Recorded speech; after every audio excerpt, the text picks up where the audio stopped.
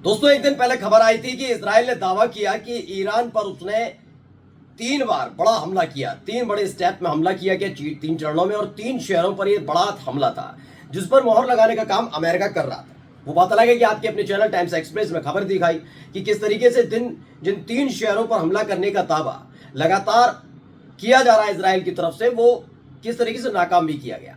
लेकिन इन सब के बीच एक बड़ा हमला उल्टा इसराइल पर हो गया है, जिसका जिक्र मैंने अपनी पिछली वीडियो में भी कहा था कि भैया जब ईरान पर सीधा हमला करने से इसराइल बच रहा है, कभी हिजबुल्लाह, कभी उसके दूतावास, तमाम अलग जगह कर रहा है, तब भी ईरान बख्श नहीं रहा इसराइल को। तो अगर ईरान पर इसराइल अटैक करता है तो ईरान कैसे छोड़ेगा। और देखिए हुआ भी वही।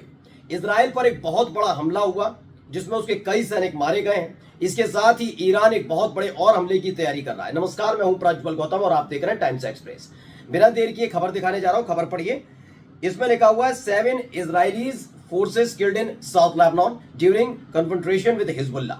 दरअसल सबको पता है कि अमेरिका की शह पर जो नेतन्याहू है, इजराइल के प्रधानमंत्री, उन्होंने अपने तमाम सैनिकों को भेज दिया है दक्षिण लेबनान, जहां पर हिजबुल्लाह का गढ़ माना जाता है। मैं बार बार हिजबुल्लाह के लिए एक चीज कहता हूं कि अगर आप मिडिल ईस्ट में उठाकर देखेंगे तो अमेरिका सबसे ज्यादा अगर किसी से घबराता है तो वो है खुद हिजबुल्लाह। हिजबुल्लाह से उसे डर लगता है, ये बात सच है। इसलिए हिजबुल्लाह से वो सीधा लड़ाई लेने से बचता नजर आता है। जब खबर आई थी कि इजराइल ने बेरूत में हिजबुल्लाह के हेडक्वार्टर पर हमला किया और हसन नसरुल्लाह की मौत हो गई, उसके बाद अमेरिका की ताकत बढ़ी थी और उसी के शह पर दक्षिण लेबनान में हिजबुल्लाह से लड़ने के लिए नेतन्याहू को उकसाया गया कि अपने सैनिकों को भेजो, जबकि नेतन्याहू के अपने कमांडर मना कर रहे थे कि वहां मत भेजिए, आप अब भी हमें उत्तरी इजराइल में रहकर बेरूत पर हमला करवाइए, तमाम चीजें करवाई, लेकिन लेबनान मत भेजिए। लेकिन दक्षिणी लेबनान में भेजा गया।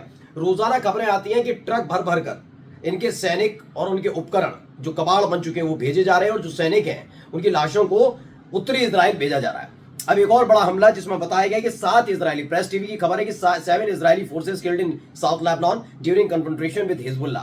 हिजबुल्लाह से लड़ते हुए 7 सैनिक इजराइल के मारे गए हैं। अब अगली खबर आपको दिखाने जा रहा हूं, हुआ क्या क्या है। देखिए, अटैक की वीडियो देखिए। इस वीडियो में आपको नजर आएगा अचानक से सायरन बजने लगता है, और सायरन बजने के बाद अचानक से इसी वीडियो में आपको एक व्यक्ति जो फौजी की वेशभूषा में है जमीन पर लेटा हुआ नजर आता है डर की वजह से। देखिए अचानक से इसी में आपको नजर आएगा एक व्यक्ति, वो उसकी वीडियो आपको देखनी चाहिए। सड़क के किनारे देखिए जूता दिख रहा है उसका, और अचानक से वो लेटा हुआ नजर आता है। क्यों? और धमाके की आवाज आती है। सामने आप धुआं उड़ता भी देख सकते हैं किस तरीके से। ये बताया गया कि इजराइल का ये वो सैनिक है जिसे भेजा गया था हिजबुल्लाह से लड़ने के लिए, और खुद जमीन पर लेट लेट कर अपनी जान बचाने में जुटे हुए हैं। इस खबर को स्प्रिंटर ने ट्वीट किया, लिखा Israeli soldiers lay on the ground as Hezbollah rocket pounded the area.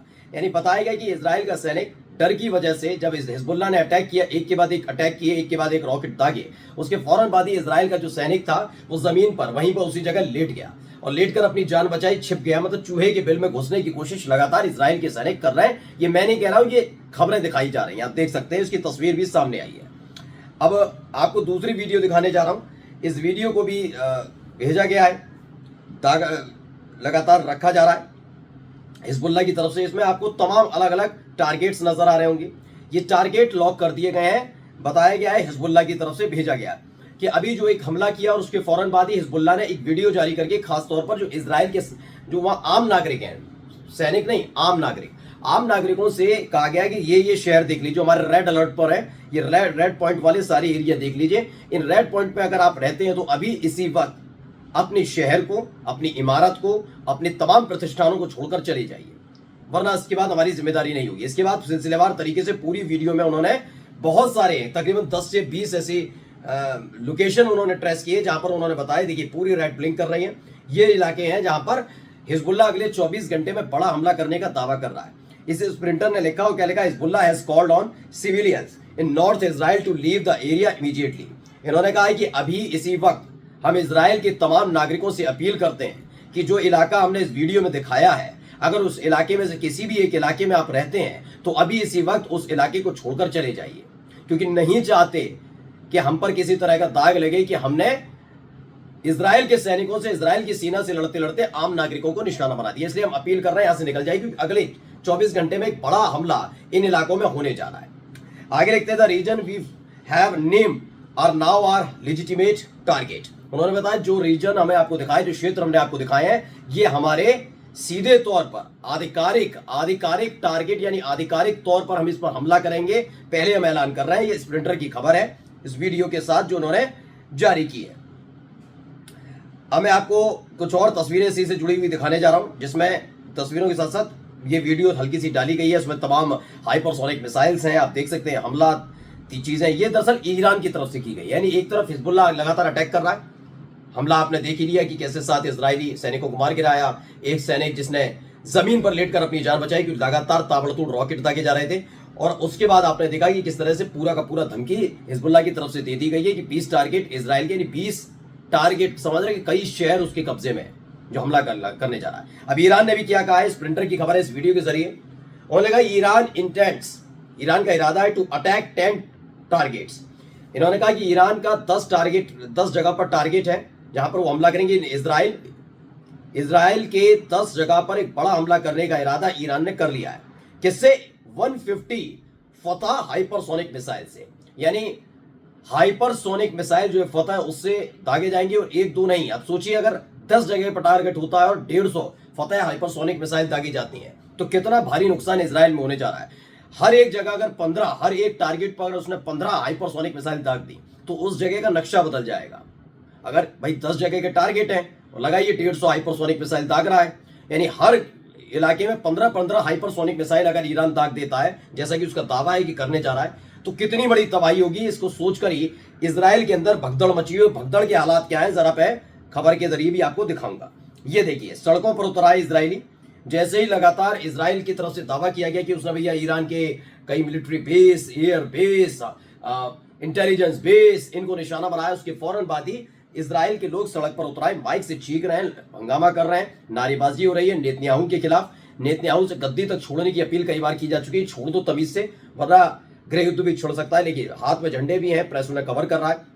इसे स्प्रिंटर ने ट्वीट किया, इजरायली प्रोटेस्ट इन तेल अवीव अगेंस्ट नेतन्याहू के खिलाफ ये तेल अवीव के अंदर ही हो रहा है। Israeli settlers are currently demonstrating in Tel Aviv against Netanyahu, demanding a prisoner exchange agreement with the resistance. दरअसल इनकी तरफ से दावा किया गया है कि भैया ये सारा का सारा प्रदर्शन इसलिए चल रहा है कि अब वक्त आ गया है और नुकसान ना कराया जाए और ज्यादा दुश्मन ना बनाया जाए।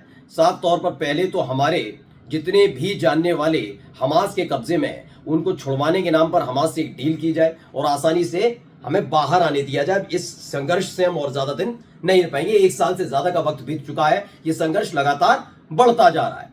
अमेरिका कुछ कर नहीं पा रहा, कुछ नहीं हो रहा, इसलिए अब तेल अवीव में नेतन्याहू के खिलाफ ये आखिरी प्रदर्शन माना जा रहा है। इसके बाद बहुत बड़ा कदम इजराइल की जनता उठा सकती है।